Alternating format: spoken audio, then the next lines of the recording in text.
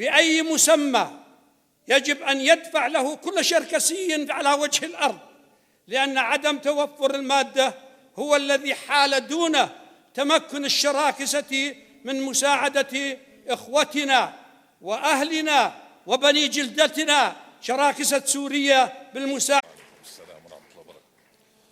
وعليكم السلام ورحمة الله وبركاته. تعتبر منطقة شمال القفقاز الممتدة إلى الشمال من جمهورية جورجيا وأرمينيا وأذربيجان، والممتدة ما بين بحر قزوين شرقا والبحر الأسود غربا، للوطن الأم لجميع الشعوب الشركسية القفقاسية المسلمة التي تشمل شعوب الأديغي، الشراكسة، الشركس والشيشان والداغستان. وقد تعرضت هذه الشعوب لحروب عسكرية احتلالية استعمارية وحشية استشهد فيها الملايين، لتكون النتيجة المأساوية سقوط هذه الشعوب الإسلامية تحت نير الاحتلال القيصري الروسي. ويبقى دائما الأمل موجود في أبنائنا وأحفادنا والجيل الطيب الجميل والغرسات الرائعة من بستان مدرسة الأمير حمزة ورود، لنحتفل بهم بهذا اليوم. حيوا ورودنا.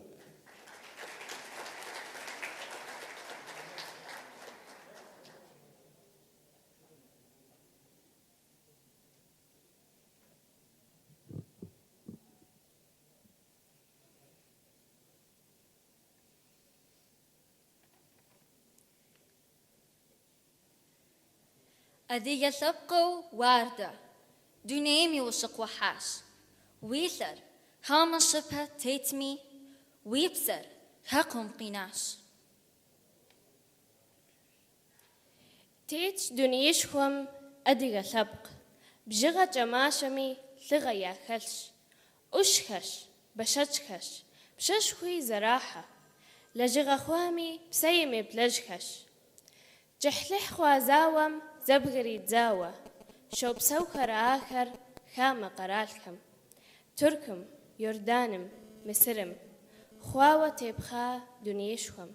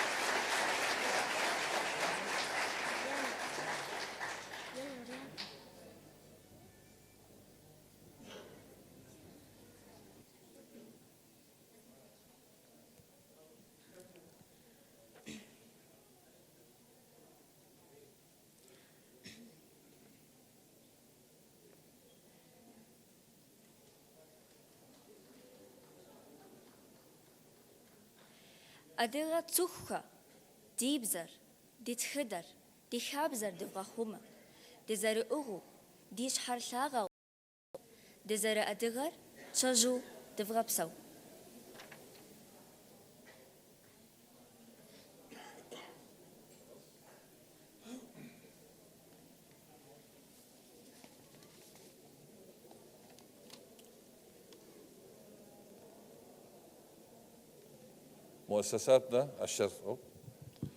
مؤسساتنا الشركسية ونوادينا التي نعتز بها، كل مؤسسة بهذه الأمسية الطيبة إن شاء الله لها كلمة، والكلمة الآن للنادي الأهلي. يتفضل معالي السيد سعيد شقم بإلقائها مشكورا.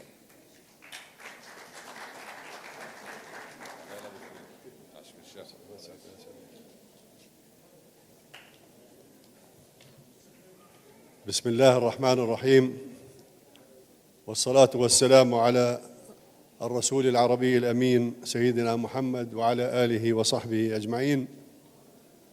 أصحاب المعالي، الأخوات والإخوة، الحضور الكرام، السلام عليكم ورحمة الله وبركاته.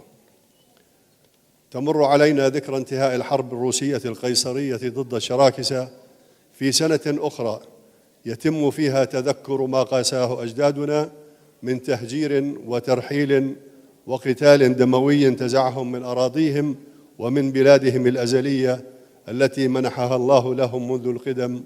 وللأسف جاءت تلك الحرب وتلك النهاية في أجواء توسعية استعمارية سادت العالم في معظم قاراته، فقاس الشراكسة مثلما قاس السكان الأصليون في أمريكا وأستراليا وجنوب إفريقيا وفي أماكن أخرى من العالم، ومثلما يقاسي إخوتنا الآن في فلسطين ومنذ 50 عاما بعد نكسة حزيران.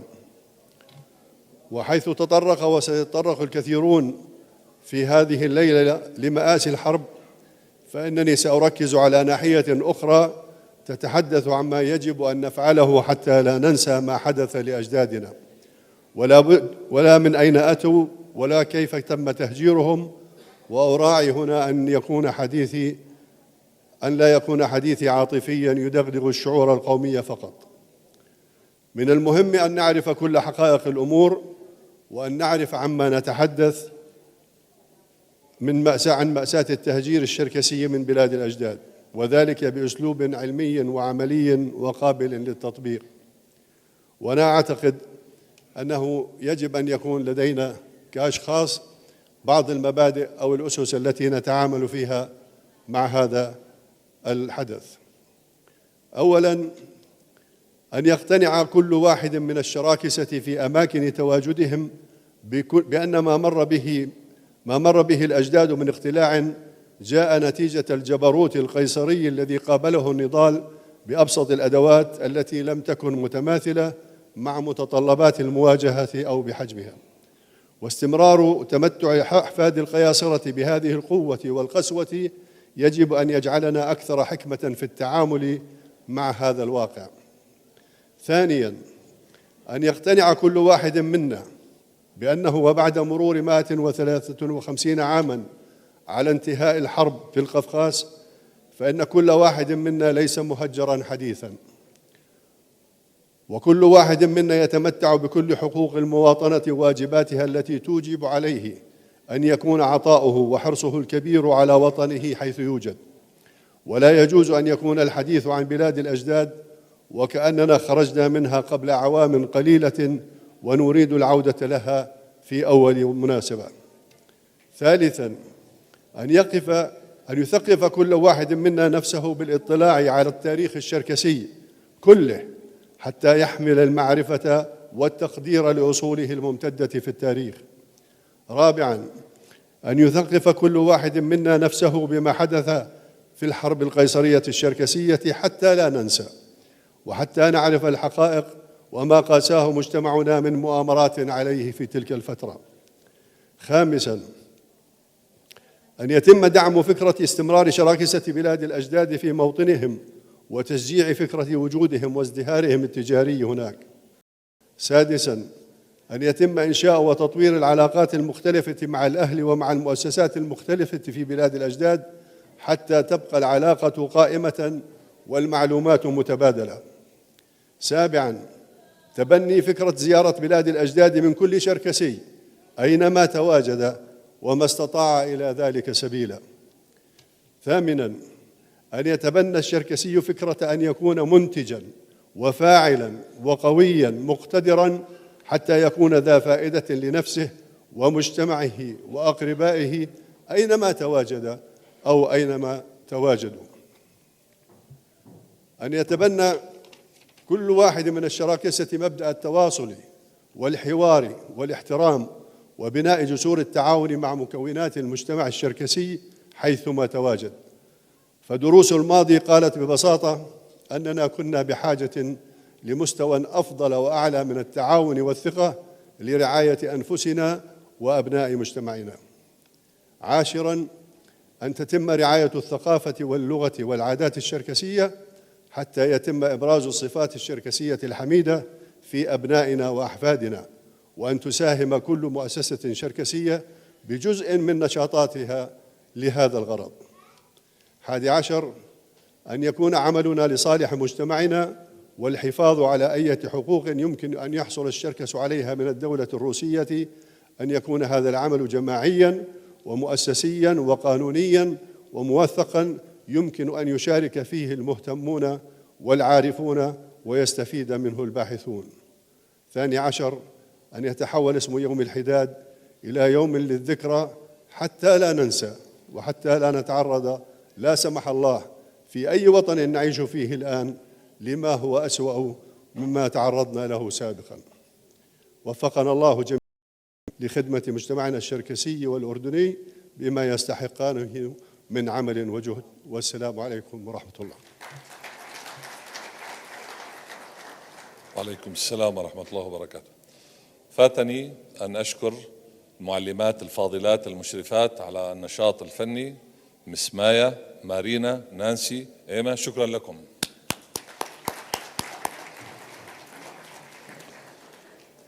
والكلمة الآن لسعادة السيد محمد شعيب ممثلا عن جمعية أصدقاء شراكسة القفقاس الأردنية، فليتفضل مشكورا.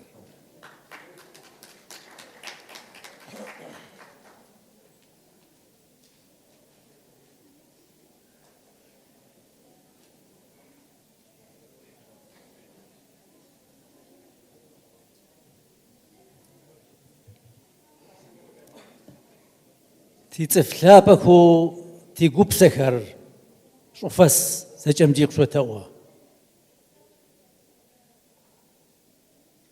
يردان قفقاس نبجغ خاسم قبغدجو زج خمجي سلام قوب فابا قصوتيخ قصوتر تحلابا ميتسجا قسوبلا قسوتم يبوبلا شفاء أدغيا بنجا زد قوشمة هاتي تلبق داف هاتي نمفد شدوني فرمجا وود خطر ماتلا خطر قاخو تلقرر قاخرم تفيخو تقود زجا تقود قودنر ترجب سقود تيتفلب زم آيجا إبزا آية شوش شمن يا مرج خجن زد قزغ وشبا شيا غاشرة وشغاشرة زفد اي تيتو تيت مخو تي مخني قد تيقو خنو تختر زطرق وجه أدغاغر زطرق وجه أدغابزر زطرق وجه أدغخكور زدغق وجه جاينبم تزيت شيشو قاو شكر لاو تشتم تفدو تزفد قرالي شمؤو تخوشن جسي نقويش حي يووي يووي يووي قلم جسم باسو شناغويس أيمثلو سوء الشسو ستحوسه سي قلم جزليتهم مرشبهم زخيزي تلبم زديزي مقشة أزاولر قريد زغش شازي أما ساشا قوغويا وقيمونجا قس أوتري عايش سوخ زخازي خرمي زي وصف نافخ الزويور غنجم بربل شوبساو أدغري وربساو تصوير بساو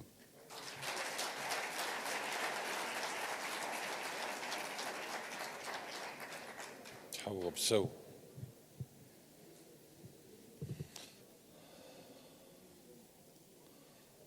بعد أن دمر القياصرة الروس إحدى القرى الشركسية، كتب أحد الشعراء الروس يقول: لقد ذبحوا الأطفال كأنهم نعاج، وقتلوا الشيوخ كأنهم شباب، واستباحوا النساء كأنهم بغايا، لم يبقى في القرية حجر على حجر، أو جذع على شجرة، أو طير على غصن، أو طفل على ذراع. الموت يحصد بمنجله الرؤوس، والمرض ينتشر في الجو كالضباب، والوباء الفتاك يطل برأسه الأسود على القرى المقوضة وينعق على خرائبها كالغراب. مقتبس من الوثائق الروسية الرسمية.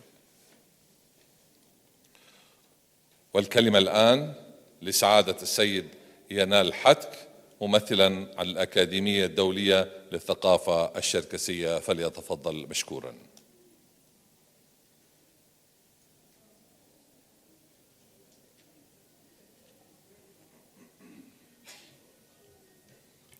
بسم الله الرحمن الرحيم، والصلاة والسلام على أشرف المرسلين سيدنا محمد صلى الله تعالى عليه وسلم. شب شحشحة شؤ تيتحمات خير شب خير شخير قرال بسو أدي يشأن خابزم يا أكاديمي ميزجة شب شيتزجة تحمت يتلقو مورس أدي زاومرة استنبلاكمرة شكو دجغا أدي يشم يا قنح في غغنو جنة وناغم ششوشتنكو آمين. أدي يتبقم لسميني قورة من أحبما ينبش تي أدجخم أفديس لسخم قد فاخو مجغة أدي يناسبمرة بزمرة خاب زمرة أدي يا غمرة قبس سمرة تريد حميو أما تي سابيخم آخم يا بنخم يا قم خلتحت يجي أقورة لسمينينس تحميو أما آمين. تي شكر تي غاشم شغب ششتب قد فخواغم وغن قشاء خسمة شغب شجن قشاء خسلب تي غاشم شغب ششتب يريخ أدي يسبقم يغاشة يغاشة ممرغر يغاشة أردنر يغاشة شكوجر. أعزائي الحضور، كما قال مقدم عريفة الحفل، بعد أن دمر الروس إحدى القرى الشركسية كتبوا يقولون عن من ذبحوا من الأطفال وقتلوا من الشيوخ واستباحوا من النساء، عن القرية التي لم يبقى فيها حجر على حجر، أو جذع على شجرة، أو طير على غصن، أو طفل على ذراع. لم نتحد في الحرب كما يجب فهجرنا، توحدنا على متن السفن وشواطئ البحار، شرقي من قباردة وغربي من البحر الأسود، كل القبائل 12، ثم وصلنا لبر الأمان وعدنا لعادتنا القديمة، لا نتوحد. آن الأوان أن يكون يومنا هذا بداية لا نهاية، بداية للعمل بين المؤسسات الشركسية في الأردن يدا بيد، فاليد الواحدة لا تصفق، بداية للعمل بين شراكسة المهجر والوطن الأم، فاليد الواحدة لا تصفق. آن الأوان، وآن الأوان للكثير من التغيير. أعزائي، كما يقال بالإنجليزية we may forgive but we will never forget. قد نغفر ولكن لا ننسى، فلا تنسوا، لا تنسوا الأمانة، ستسألون عنها يوم القيامة. الأمانة التي أعطاكم إياها أجدادكم، وانقلوها لأولادكم وأحفادكم، عسى أن نحتفل يوما لا بيوم الحداد بل بيوم الاتحاد. من الأكاديمية الدولية خالص الدعاء لشهدائنا وجزيل الاحترام لشعبنا الأبي، والسلام عليكم ورحمة الله.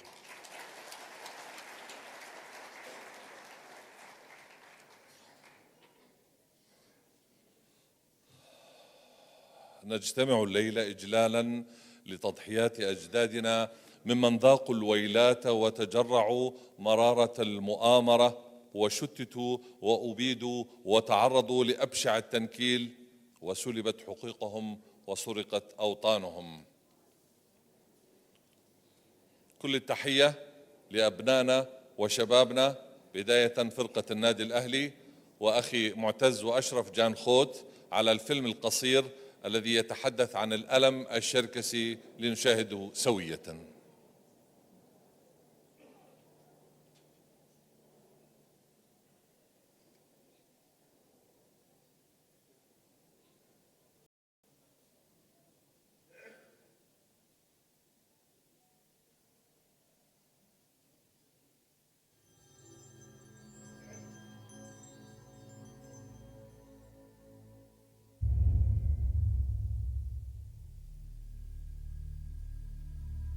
زي الشغب شنقم عماخوا قوا وشخر،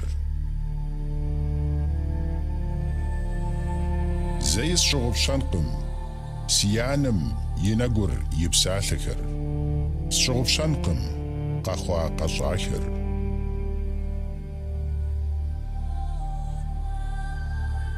سيانم قيجحت سي أربدو إغت وجيات دياوز يتو قاقواو حاد زقانم خدو ورسدزم قزافاغوام دخادزات. سيانر نخبو زبثجرت يفجا بثنخرة باو بابشو قزافو سري سشنت.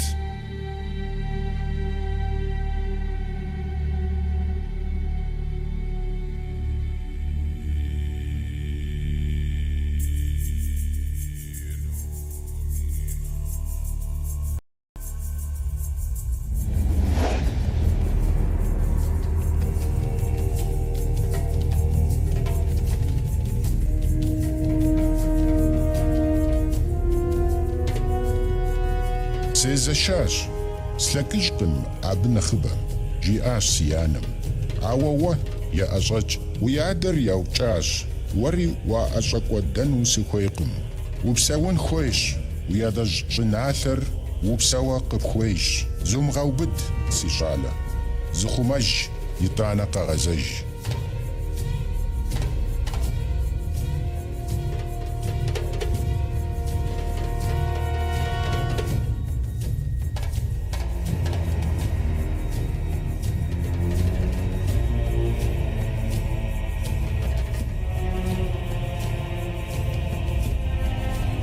قزقرو أتقم يمحنر سيادر شلثار وفقم يتو ديثاغو سيانم شجيئر يبسر يتات دا دي خمان حاجة يجيس شابخو ززغبشقن خويوة يلتسي شجأ شازواخر قزقرو أرتقم خت ززاور سج حاجة داوجنو داغاقودونو شكتر سيادر سيادا قشخر سيادشخر كود يوجات سيانم جيئات وأجاجين خويش وبساون خويش وراش مشنالثم يشبلر قبغزجين خويش زشوم غاغوبشا عار ويقالنش عار ويقو بدو يغل وراش دزشبوغر.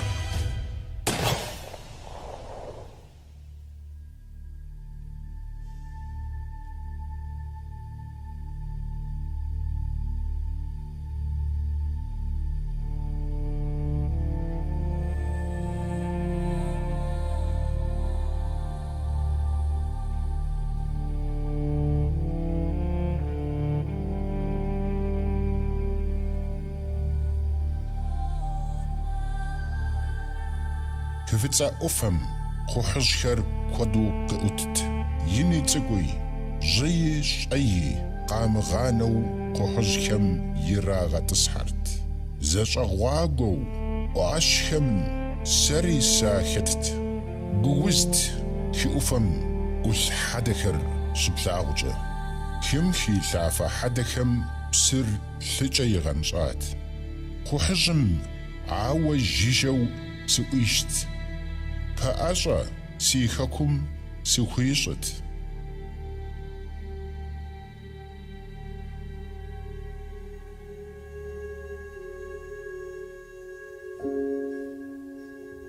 Ижь иужь лъандэрэ адыгэ лъэпкъыр зауэм хэкӏакъым.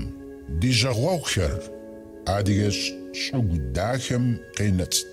Ди едэжь щӏыналъэр тхъумэжт. Иджыри зэрытлъэкӏкӏэ тхъумэнущ.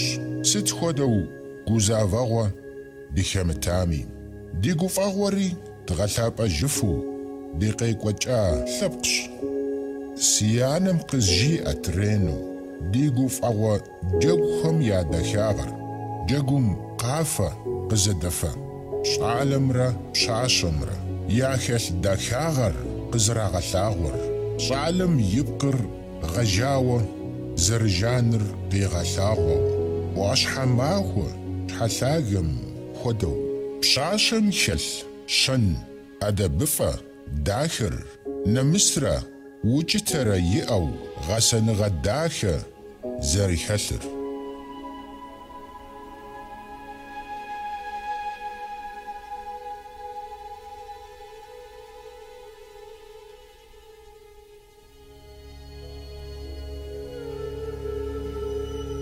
Цӏыхубзыр адыгэ лъэпкъым и дежкӏэ лъапӏэщ, гъащӏэм и щэхущ. Арат си анэм къызжиӏэ зэпытыр. Аращ гъащӏэ къыдэзытыр. Цӏыхухъум лӏыгъэ зэрехьэ абы и хьэтыркӏэ, пщӏэ нэмыс лъагэ хуищӏу. Цӏыхубзыр гъатхэпэ дахэщ. Цӏыхубзыр ӏущабэ ӏэфӏщ. Цӏыхум хэкум и лъагъуныгъэр хэзыпщэр цӏыхубзыращ.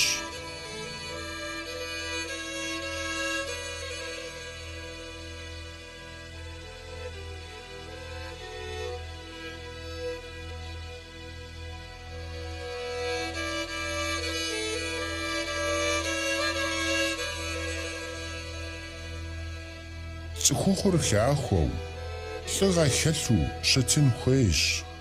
Ар бланым, акъылыфӏым, жаным. Аращ шу лъахуэ нэгъэсар.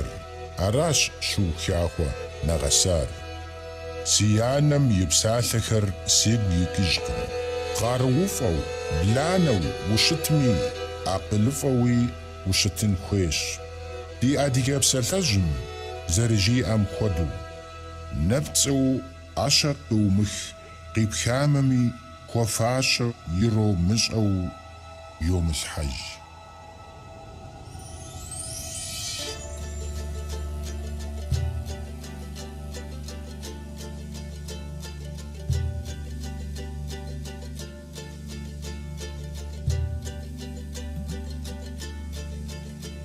Адыгэ макъамэм куэд къыуеӏуатэ. Зэми уегъэгумащӏэ, зэми уегъэубзэрабзэ. А макъамэр гум къыӏуокӏ. Ӏуащхьэ махуэм и уафэгу лъагэм унегъэс. Ди гуфӏэгъуэр шыналъэщ. Ди гузэвэгъуэри гъыбзэ пшыналъэщ. Ди гугъэхэри шыналъэщ. Жиӏэт си анэм. Зыщумыгъэгъупщэ, си щӏалэ. Уигу игъэлъ зэпыт. Ди пшыналъэр ди пщӏыхьщ. Фэращ, щӏаблэщӏэращ ди пщӏыхьэпӏэр нэхуапӏэ зыщӏыну зи къалэныр.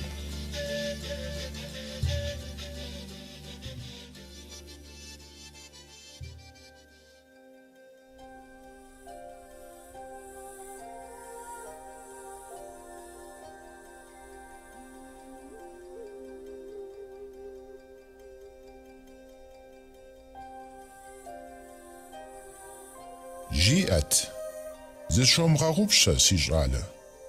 زاور لاغونغش عار خكم خوي لاغونغش خويول غجن راقم غاشر لاغونغش قفاغوش لاغونغش عار بسونغش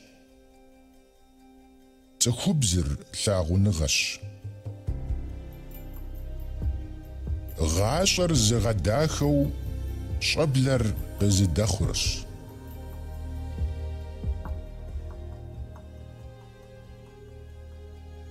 شكر لاغونغش سبقر ويم أجن شكوي وي أجنقن شكر ويم أم سبقي وخجنقن سبقمرا شكمرا زوشتن كويش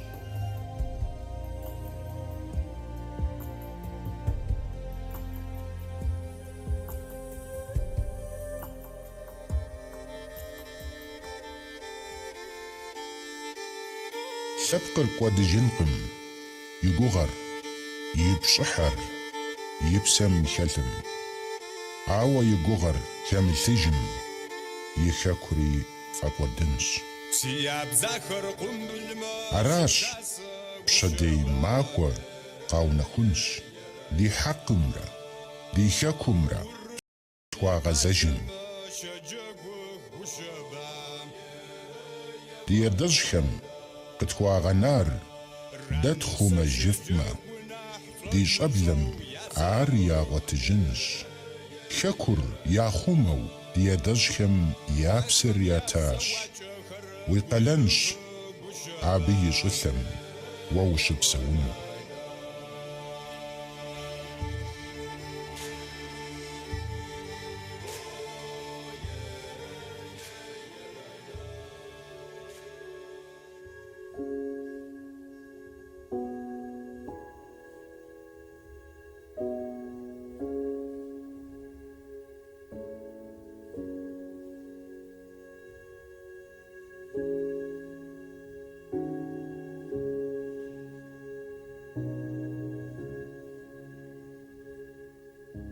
قزغزجاش سيانا والشغب شاقم سي خكر زي الشغب شاقم الشغب شن مدونيم سجغتيتر الشغب شن سي خابزر سي اديغاغر الشغب شن سي ختميسة ست سي قيمت سي خكر سي مأجم سيانا مشغو مشغلش سيادجكم يا حدر زتراوك آوة سيقوش ثشخو وبخلبقر أبيش حتو قنار سزاق وراش كاما جبم شمبسونو زيخ كجم يابسر خوزتام قزغزجاش سيانا قزغزجاش سيخوكو يجي غاششو قسشخنش فنغر سيادج شنالم سقز غزجام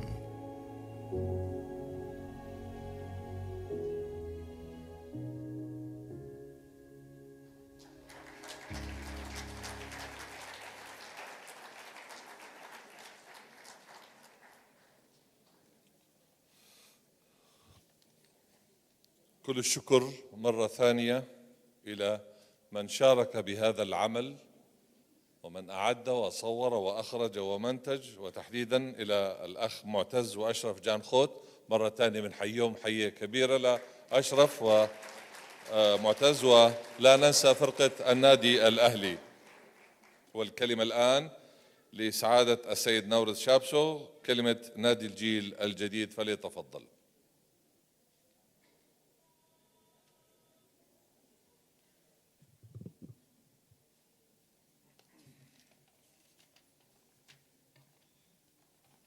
بسم الله الرحمن الرحيم.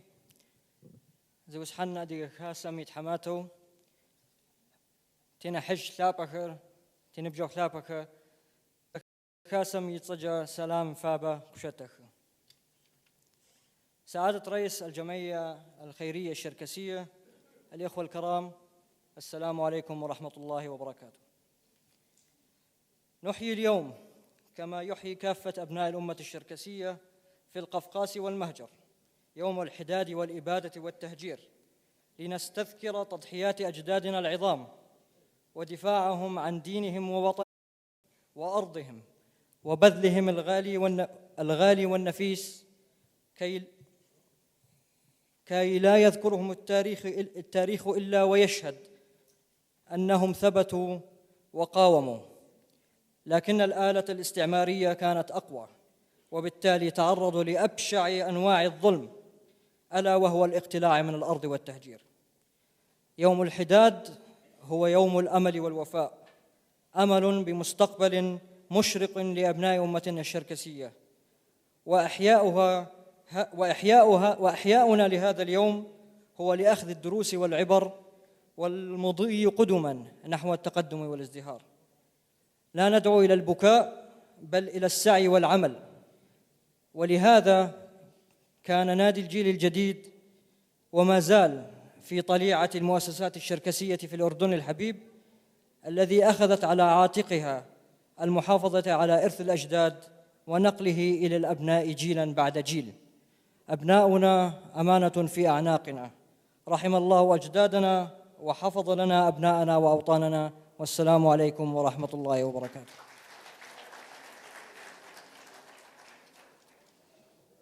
كان له دور البطولة في فيلم الشراكسة، وكان له دور البطولة أيضا في هذا الفيلم. حيوا معي أخي وصديقي المهندس كمال جلوطة.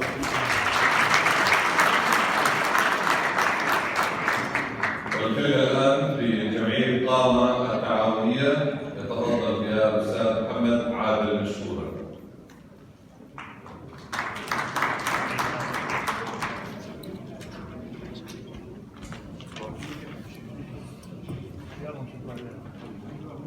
الحمد لله والصلاة والسلام على سيد الخلق سيدنا محمد وعلى آله وصحبه أجمعين. الحضور الكريم، السلام عليكم ورحمة الله وبركاته.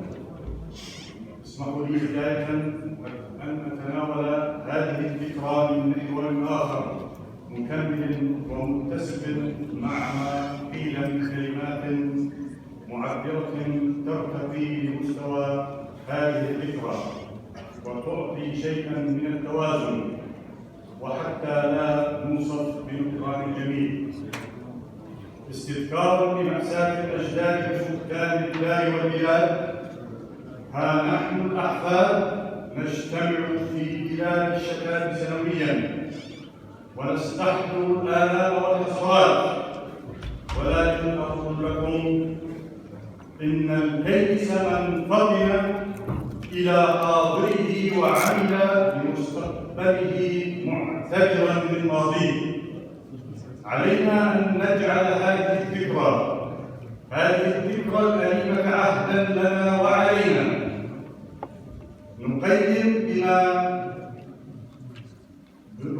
بها تماسكنا وتعاطفنا وحب بعضنا بعضا، وحثا لنا على نزع الفرقة والانبياء، وأن نسعى للارتقاء بما ورثناه من الآباء والأجداد من مجد وكرامة وعزة نفس وشرف، وصولا إلى القوة والمناعة. وها نحن ثلة من أبناء هذا المجتمع الشركسي الأبي ساهمنا قدما نحو هذا الاتجاه، وذلك بتأسيس جمعية قامة تعاونية للمنفعة المتبادلة.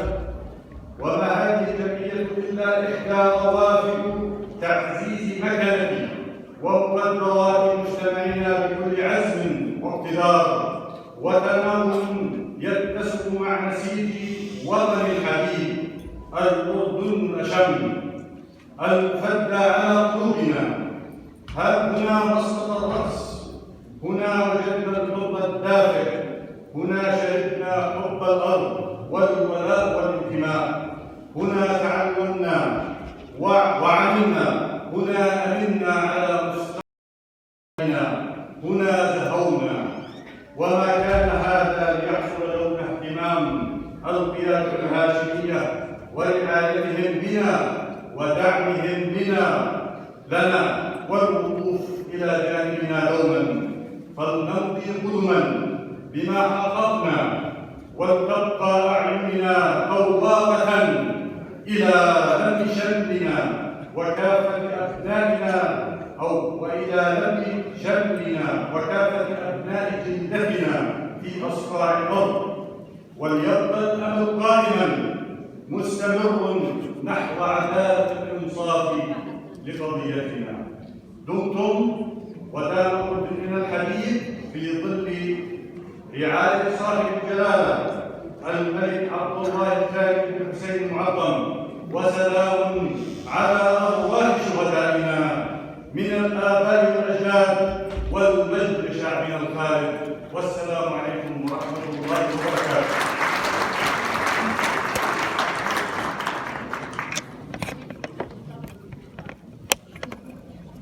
من المؤسف كلما اعتزم نفر منا خدمة مجتمعه تطوعا ومحبة أمطرناهم بأنواع الخذلان، ولما لا؟ فالتجارب السابقة موجودة من شللية ومناطقية للأسف الشديد موجودة، وقد لا يكون الشك في محله، ومع ذلك فالمؤازرة والتعاون والفزعة لا تزال فينا بفضل الله، فلنمكنها ونعززها في أبنائنا. أما ما يبعث الأمل فهذا الحشد الطيب وهذه الوجوه النيرة من أبناء أمتنا المخلصين يبذلون الجهد ويكدون ويجتهدون في خدمة اللغة والمحافظة عليها وعلى التقاليد ورأب الصدع وإصلاح ذات البين، وأغلبهم يعملون في صمت ولا يأبه للشكر والثناء، فطوبى لهم يعرفون أنفسهم ونعرف بعضهم.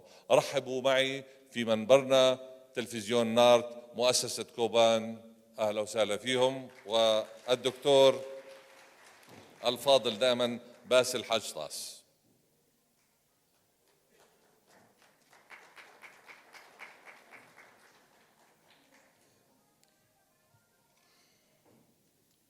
بسم الله الرحمن الرحيم. الحضور الكرام، في بدايات التسعينيات وقبل من القرن الماضي وقبل 25 عام تقريبا انطلقت في الأردن فعاليات إحياء ذكرى التهجير القسري، وجاءت بتنظيم من نادي الجيل الجديد بالتزامن نفسه مع إخوانهم في تركيا وفي القفقاز. كان الهدف في ذلك الوقت تنظيم مناسبات عامة دورية تجتمع عليها الأمة الشركسية في شتى أنحاء العالم، ويتم